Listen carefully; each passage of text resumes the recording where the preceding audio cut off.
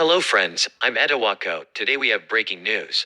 Aside from losses resulting from the FTX hack, the bankrupt exchange is apparently unable to account for $1 billion to $2 billion of client funds, say people familiar with the matter, and its balance sheet shows liabilities of $8,859 million against assets of just $899 million.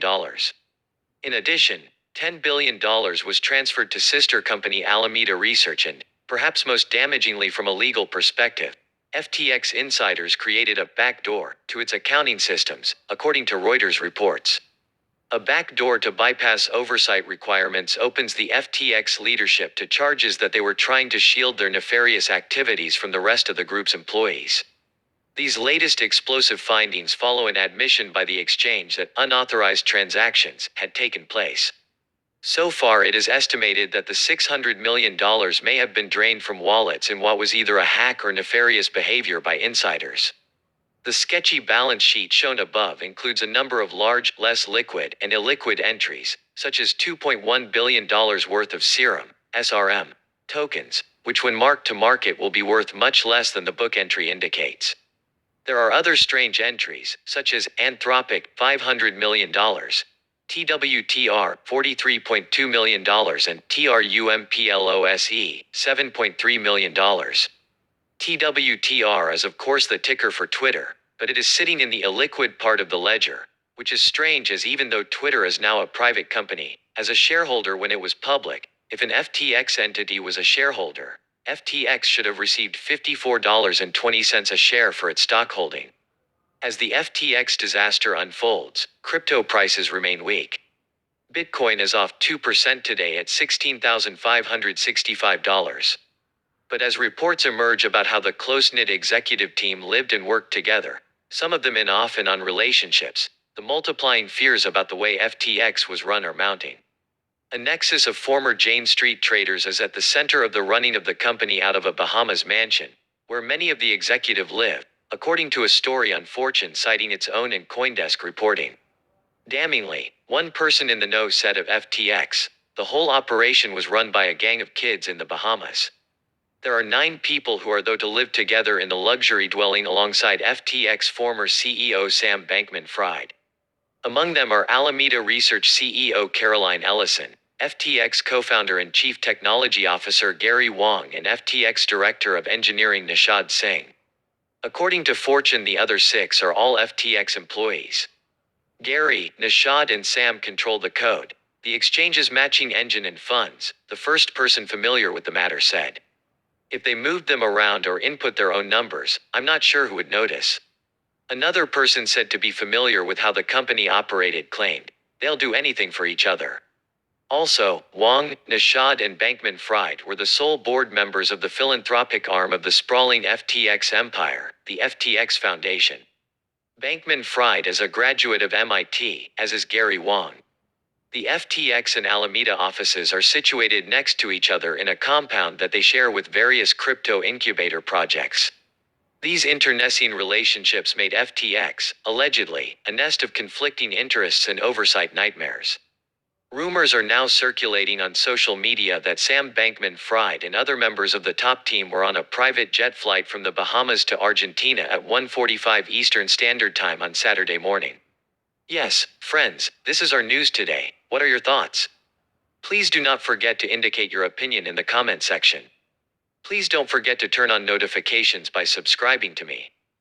The Gulfstream private jet registration is LVKEB and is thought to be an FTX property. Yesterday, the Gulfstream's journey was the most tracked flight in the world. However, SBF has since communicated with Reuters via text and he is reported to have replied, "Nope," when asked if he was in Argentina, apparently confirming that he was still in the Bahamas. Crypto News has also reached to SBF on Telegram, but by press time had not received a reply. But on the official FTX Telegram, a pinned message from an admin named Jack says they have no idea where SBF is. In other words, they are not corroborating the statement the former CEO made to Reuters in which he claims to still be on the Caribbean island of the Bahamas. Speaking at a conference in Indonesia on Saturday, Binance CEO Changpeng Zhao, CZ, thinks that the FTX collapse has severely damaged the crypto space, setting it back years. Critics of CZ might argue that he should have thought of that before he triggered what was in effect a bank run on FTX. I think basically we've been set back a few years now. Regulators rightfully will scrutinize this industry much, much harder, which is probably a good thing to be honest.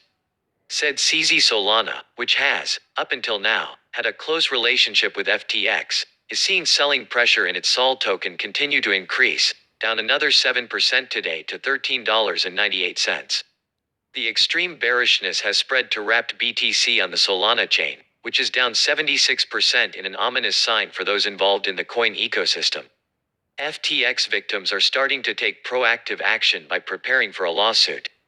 Group called FTX Class Action Lawsuit, chat, with 50+ members already exists and is growing fast, as some worry that the official Telegram could be closed and therefore want to organize independently of the filled exchange's outlets.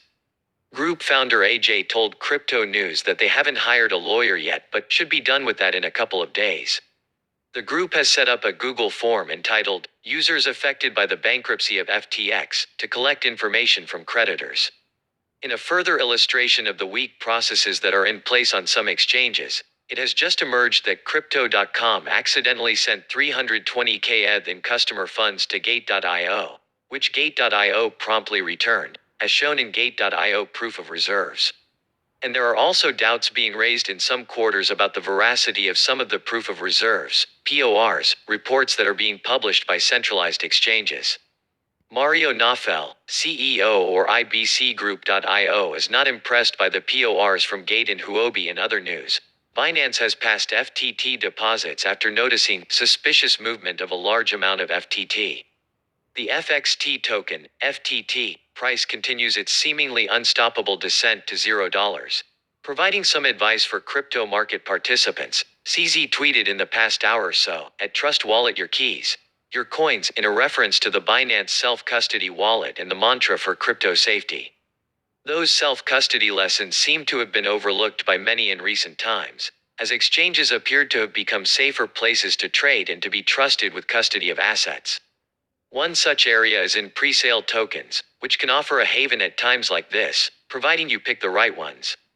2 pre-sale tokens catch the eye today, -2 Trade, D2T, and Robot Era, Terra.